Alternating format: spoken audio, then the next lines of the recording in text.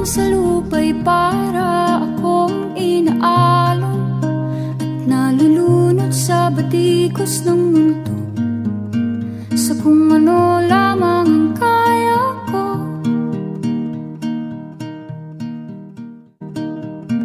Bigang-bigan sa mga problemang di masolusyonan agad, parang wala ng bukas.